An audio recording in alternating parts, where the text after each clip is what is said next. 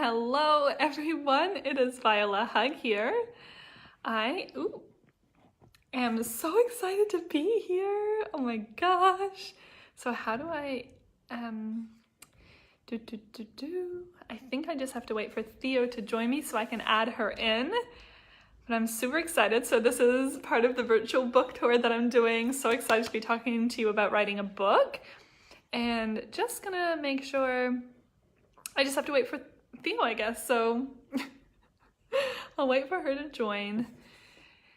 And in the meantime, I'm Viola. I'm currently in Budapest. So I'm a digital nomad. I've been traveling around for a wee while and in Budapest for only 2 days. Let's see. Your viewers. Guest requests. Allow guest requests. So let me tag friends. Tagged? Already tagged Theo. So it's just a waiting game, I guess. Let's see. And what else? So I have written a book. It's called You're an Abundant Babe by me. And I was literally just gonna be like, bye, blah, blah, blah. Oh, there's Theo. Bring Theo on camera. Add. And so it's so excited to be here today. Let's see, it's adding Theo. There There we she go. is. Hi.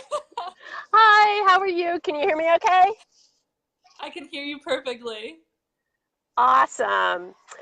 I am so excited. We'll give everyone a few seconds here to jump on. Your hair looks so cute. Oh, thank you. Yeah, I know. I love this hairstyle. I rarely ever do it because it annoys me getting them even, but today I was just like, looks cute. Oh, just turn your head one way or the other. Oh, well, I am so excited to have you here.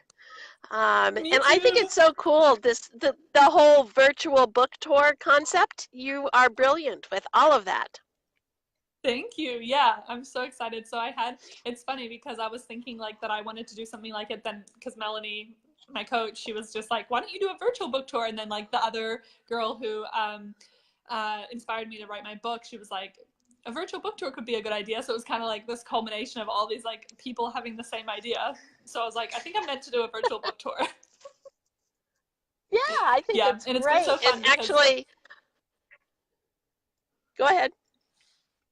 I was just gonna say it's like I've done three so far, three calls, and then it's kind of like getting even more and more and more stacked up because the next few days I've got like multiple a day as well. It's gonna be so much fun, and they're going all the way till the 10th, and then the book's being published on the 11th. So yeah, I'm so excited. Oh, that's totally awesome. So I know you've Mhm. got limited time, and so do I. So we'll just go ahead and start because this will be available as a replay Perfect. anyways. So I wanted to just introduce everybody in the group here to Viola Hug Taylor. And I'm so excited for her. She's going to give you all the good details, but she's also going to give us a little bit of an insight into several things. One is what her process is for writing a book. Because what I was Mhm. amazed about was the fact that it took you like a short amount of time, 4 months, right? Yeah, less Yeah. than. Mhm. So that to me right there is I want to know how you did it, and also Yeah. I'm intrigued because I know a nomad, a digital nomad. So Mhm. I'm intrigued to find out how you actually are doing this process while you're, moving about the country, so to speak. Yeah. So I'll turn Mhm. it over to you to give us some introduction, tell us where you've been, what you're Mhm. doing, and then we can kind of just flow from there.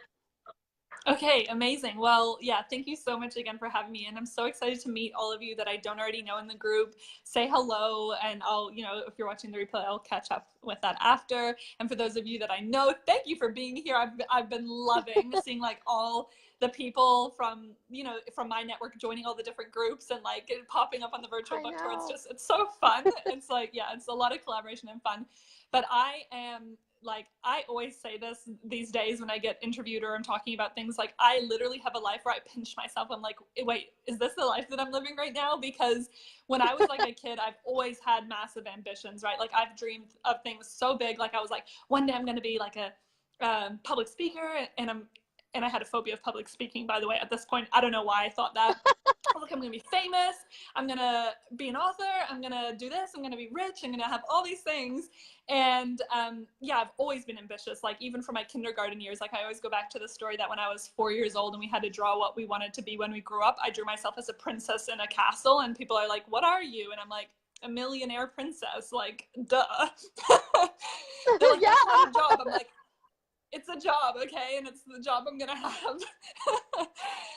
Oh, I love that. So, yeah, and so when I first started entrepreneurship, it was kind of like I actually fell in love with my ambitions in a whole new way. So I first started my very first business in network marketing in 2012, and I've explored a whole bunch of things since then. But I kind of feel like everything came together for me, what I really loved doing, what I'd learned and everything when I started my coaching business at the end of December 2017. And so I fell in love with personal growth because that was something that I wasn't really expecting. And I think when I looked up to a lot of the people that I admired when I was younger, it wasn't necessarily their status or their money or anything like that that impressed me. I think it impressed me the way that they were and how they were living life so differently from the masses. And then as I started to get into this world of growth and development, I started to realize that actually comes back to the person that we become through, self-awareness, through creation, through working on our mindset, through coming back to ourselves and getting to know ourselves deeper and having the courage to express that with the world. Right. So I've become a complete personal development junkie. And one of the things that so inspired me and always got me going were personal development books, self-help books, and podcasts, right? They're my two things. So last year after I launched my coaching business, I was like, I want to start a podcast. Like, I want to be that free resource for the people out there that got me through when I was starting. And I started my podcast, and then I was like, is it time to write a book? I was like, ooh, it seems so scary. Oh my God, I don't know. And then, I had this concept, this idea. One of my friends who's also a coach, she just published a book, and she's like, I'm going to do a how to write your book workshops. And that was all I needed. I was like, yep, I didn't even know about self-publishing. I didn't know about any of this stuff, but I was just like, sign me up because I think it's ready. I think this is the sign. And then I started reflecting on my journey. And so when I wrote You Are Abundant Babe, which is my book, I was really reflecting on how did I go from being someone who, by the way, my journey of entrepreneurship was not glamorous. I went through near bankruptcy. I went through the only way I was being supported was through help from my family. I've been through a lot of trauma and mental health issues in my life as well prior to my entrepreneurship years. And there was a lot, although I've always been ambitious, there's a lot of things in my life that looked like things were just hard for me, and that I just, I was just unlucky, and I'd been handed a poor hand at life, or whatever the saying is. Sometimes when I talk, I laugh. I'm like, how did I write a book? I don't even know words. What's happening? Then I started reflecting. I said, how did I go from that person to being this person who now literally, my husband and I have been traveling for 8 months. This year I made more than I made this year already, I've made more than 2017 put together. And I'm like, how did this happen? And those main transitions, wow. Those main mindset shifts, those main, perspective shifts and growth is what I put into my book. Yeah. Got it. Wow. That's so amazing. Now, so because this all kind of organically came about, what was your process? How did you all of a sudden fit that into your day of coaching and doing other programs and everything? How did you, and traveling and enjoying, where you are? How did you really kind of structure your day? I think one, when I am excited about something, I do tend to be quite type A. I'm really ambitious about the things that I pursue. So that was one aspect that I was just ready to commit. Right. And I say this to so many of my clients and the people that I work with, that I think it's when you're ready to go all in, like that's when things unfold for you, and that's when you can make them happen. Like when I was dabbling with the idea of doing coaching, I didn't get results, right? When I decided, okay, I'm officially launching my business and I am a coach now, magic, right? And it was kind of the same thing with this book. It was like I chose to have a mental mindset shift from being like, oh, it might be cool to write a book, and what would I write about, like, to I am someone who writes books, like I am an author now. And I firstly program myself to have that thought, with which all it was, it's like sounds fancy, like program myself. No, I just like literally went, I'm an author now. I write books now. It's what I do. And that was like the first thing, is taking myself serious, right? Like it's a mistake that so many people make, is they don't take themselves serious. They're out there in the coaching world looking at all of these people, or not just coaching, but whatever industry you're in, and you're looking at all these people thinking like, wow, they're so amazing. Like, but I fall short on this and this reason. And we're comparing ourselves. Whereas if we just said, well, actually, and even if you looked at behind the scenes to so many of those people, they're not very different from you. They're just taking action where you possibly aren't right now. They're having courage where you maybe aren't. They're taking risks where you might be playing safe. But they're really not that different, and they feel the fear. They have the same emotions and everything, right? So if you can just take yourself seriously and own it, then that's really where the universe starts to conspire with you, and things start to really happen for you. And so that was the first thing, is like taking myself serious. And when I decided to take myself serious, I actually seriously set aside time. So I almost at all times I'm running at least one, or not, if not multiple programs at the same time. Like I run a podcast, which is a weekly podcast. I have a newsletter and a subscription. I am traveling full time, right? So my locations are always changing. We tend to spend about a month at a time in different locations, but then while we're there, we're also going out and exploring. There's so much to do, but I just decided that this was happening. And when I first started, I was purely going off inspiration, but then I hit a little bit of a wall. So I'd say about a month into writing the book, I hit this wall, and I just felt like I wasn't coming up with new ideas. I didn't like what I'd written. Like I was just kind of like, at the start I was like, what's writer's block? Like I can't even imagine why someone would get writer's block. And then I hit like the month mark, and then suddenly I'm just like, oh my God, writer's block. and oh no, it's here. It attacked me. And I'm like, okay, it's a real thing. I take it back. But and I always laugh. It's like whenever I like make jokes like that, the universe, I feel like, has such a sense of humor. It's just like, oh really? Here you go. But that's when I also had to have that self-awareness, that I was like, if I want to get this book done, then I need to also prioritize it. And so what I started doing is, for a while, I was putting aside a little time every single day. But what I was finding when I did that is I felt like I would get into the role of it a little bit, but by the time, like, because with writing, what I've personally found is that you need to like reread what you've written in order to like get back in the flow of what you're talking about. Because with this personal development game, like I've grown so much since I started writing my book. Like I'm doing like the very, very final edits now before it goes into publishing. And I'm like even changing wording around, I'm changing sentences, I'm like adding little things, because I've already developed so much. Like I can't even imagine, like there's so much that happens in life, so to get back into the zone of what you were trying to share, you have to reread it, and then you have to like you think of what your next point is, and like all this stuff. So by the time you really get into the zone of actually writing new content, an hour, 2 hours is up like that. So then when I was like, okay, I want to get my book done by the end of February, I like finished writing my first draft. I decided that every single Friday, I was going to block off and still allow myself time for inspiration and going out and doing things, because that's important. You have to be inspired to be able to write. But that would be kind of my day where I don't take clients, I don't take appointments, I don't schedule calls, and it's just my book writing day. And then with the exception, on top of that, I write whenever I'm inspired to. So it was like Fridays is my full day that I can write. But if I feel inspired to write other times, then I still allow myself that space and just go write then, because sometimes inspiration just hits. No, that totally makes sense. And I know I've seen different methods, but I think with anything, it's really what resonates with you. But I Exactly, really like yeah. that the combination of being inspired, but also having a dedicated time to write. Yeah, Did you exactly. And like one, go ahead? oh, sorry. I was gonna say like one of the things that I personally follow human design. It's something that I work Yeah, on with my clients as well. And for me too. me, I have yeah, I'm a line four, if that makes sense to anybody Uh-huh. listening. And I also have an open head center. So for me, being around people is one of like not necessarily with people one on one, but in a space where there's people Yeah. that are it's a really high vibe space as well.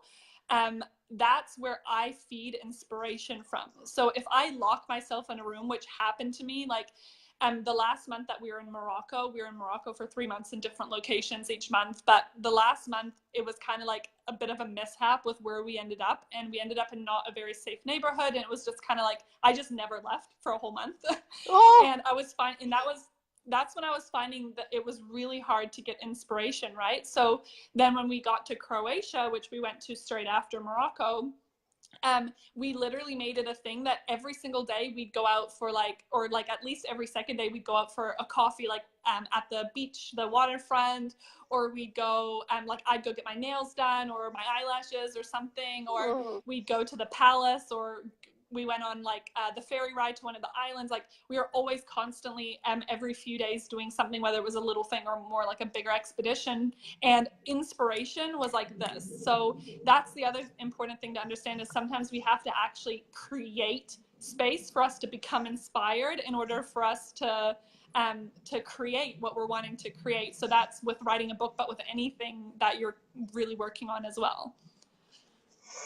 no, I think that that makes total sense. And I love one of the things you said a little bit ago, which is, it's so easy to look around and go, oh my God, so and so just wrote a book or so and so is doing Mm-hmm. this. And yet, really, the only thing that is different is that they're actually doing it. And Yeah. and that's really the only difference. One person is wishing, and and Yeah. and I think we all fall in the trap, myself included. I've wanted to write a book Mm-hmm. for the last year. I've not done it. And yet Mm-hmm. I see people like yourself who's like, man, she did that in 4 months. How did she do it? And you said exactly what it is. The way you got it done is you just did it. You started Yeah. it and it flowed and you got in the right process, and so it's like, Mm-hmm. damn, Yeah. it is And that I think simple. that, It's just doing it. yeah. And I think like as well, like for someone who's kind of has an online presence, like whether you're doing coaching or something similar service based, like I think having a book is a really, really powerful tool. And for me, like one of the things to realize is I can write multiple books. Like that was one of my biggest roadblocks is when I was writing down all the things that I would love to have in my book. I was coming up with like 50,000 ideas and I'm like, how am I going to fit this into a book? And where's my focus? Like it was so scattered. But then I thought that that's when I brought it back. Okay, well, what are the main core like fundamentals of how I developed into who I am? And when I was reflecting on that, I came up with this puzzle piece of different bits, and I was like, that's really important, and that's really important, and here's like a story about that. And I started to see how it could all come together. And so actually, while I was doing that, I already kind of had ideas for my next few books because I was like, I can always dive into this deeper and I can dive into that deeper. But it's so powerful because it's something you only ever need to create once. It's such a powerful, like for me, it was so powerful going introspective at my own life. Like I'd never that deeply reflected on my own life, which was powerful. And I think it actually helped my growth this past few months because this past few months have just been like this for me. And then also it's such an incredible tool for people to have to get to know you better. Like if you read someone's book, you know them pretty intimately, and so it's kind of like a fast track to them deciding whether they want to work with you or not. So Yeah. it's such a powerful thing, and everyone has a story. Like whether you're just starting out or whether you're already like well advanced in what you're doing, there's a book within you. Like I truly believe that now, and I think it's for your personal growth, it's powerful to write a book, like honestly. So do it, Theo. No. Now's the Oh, I time. will. In fact, well, the person that is coming on tomorrow, her name's Madeline, Yeah. and she's actually going to be my editor. And Oh my so God, I really amazing. just have I'm surrounding it myself with the inspiration Yes. and all the people to do it. So I'm now I so have a question excited. about Yes. My question is, like you mentioned, you did a draft, and like how many times did you really kind of review what you were doing? Was it ongoing, or did you just dump it all, like a brain dump, and then go back? And then how did you really find the source for this for the self-publishing piece of it? Okay, yeah, good question. So my method as I was writing was to always just write, and I think this is the best. And what I like, I also did like research online, and also I had like the mentor and the friend that inspired me to write my book, who'd just written her book. But it was kind of like, write as much as you can, like don't revise it as you're writing it in a time block, but then like maybe when I go back tomorrow I'll reread it, and then I'll kind of shuffle things around and edit it and all that kind of stuff. So for me it was kind of like I'd put everything down on paper as I was writing, and then I'd come back to it the next day and I'd read it all, and then if I was happy with that, then I would move on, kind of thing.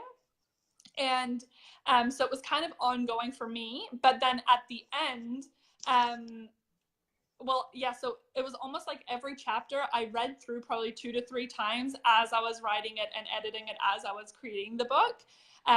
One, to, like I said, get in the zone. Two, to review it. Three, to see if it made sense, if I liked the order that the chapters were in and stuff. And that's like the other thing I think is you don't need to get too in your head about what order they're going to be in, because it's literally like copy and paste and you can move it to a different place in your book. So it's not that complicated. But I was also going about like, one not problem, but thing that I was finding when I wrote my book is that I would kind of like, I thought my point was one point, but then after I wrote the chapter, I realized it was actually like another main point was more potent throughout the messaging.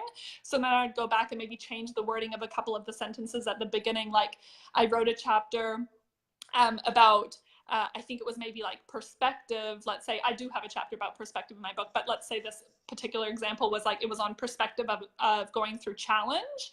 And then as I wrote it, then by the time I got to the end of it, I realized that it was actually more about choice, like the power of choice that we have. Oh. So then I went back, and where I said like, oh, we're going to talk about perspective and how perspective can blah, blah, blah, I changed it to like, the perspective and making you realize you have a choice. So, I just reword some of the sentences to fit the theme of what I wanted to share in the chapter. Yeah. And so then that was kind of my personal editing. And then I'm so grateful that I have a husband who's actually really good at grammar and English. And so I hired my husband as my editor-in-chief. And so what he did is he went through the book, which was actually a lot heavier of a task, or like harder of a task for him than I expected at the beginning. He went through and he edited the book, because when you're editing a book, you don't just read it. You have to look at every single word. You have to think about the grammar, the spacing, like all that kind of stuff. And then he did a full edit. And then afterwards, we also ran it through Grammarly. Is that what it's called? It's like an online editing program. Yeah. Yep. And so we ran it through that, and that was really good because it would pick up a lot of mistakes that even he'd missed. So that was like the third editing, right? It was my initial one, then his one, then through there. Right. And then he's reading it through one more time. And now I'm reading it through one more time as the final to make sure that the message overall, because I haven't read the book since it's been edited and stuff from front to back. So now I'm reading through it one more time to make sure that I like the flow, that it all fits, that the chapters make sense, that it really portrays the message that I wanted to. Like, I know it does really, but I want to have that fresh look. So it's always good to look back with fresh eyes. And so now, after this final reread, it's gonna be ready for upload. Oh, that's so exciting. So it's going to be an ebook, or are you actually publishing a hard copy of the book? So I am going to have a Kindle and a paperback version. So I'm going through Amazon self-publishing.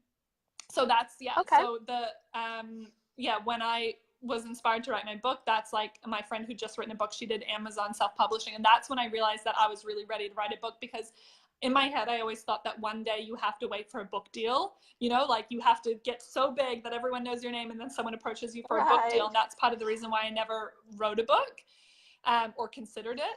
But then when I realized self-publishing, I'm like, oh my gosh, it's so easy. They print on demand. Like, you don't need to buy a bulk of books. They literally, like, as someone buys it, they print the book. So you just have to pay like the basic fee per book, and that's it. And I was like so impressed with this idea. And then I also realized that so many like really big top sellers and authors that now have book deals started as self-published authors on Amazon, like 50 Shades of Grey, for example. Milk and Honey, that I can't remember her name, but she started off, that book started off as self-published on Amazon. And so it's actually a really powerful way to get your name out there as well. Well, I know that you also came up with something that I thought was totally brilliant, which was your bundles on your pre-sale, Yes. your pre-launch pricing.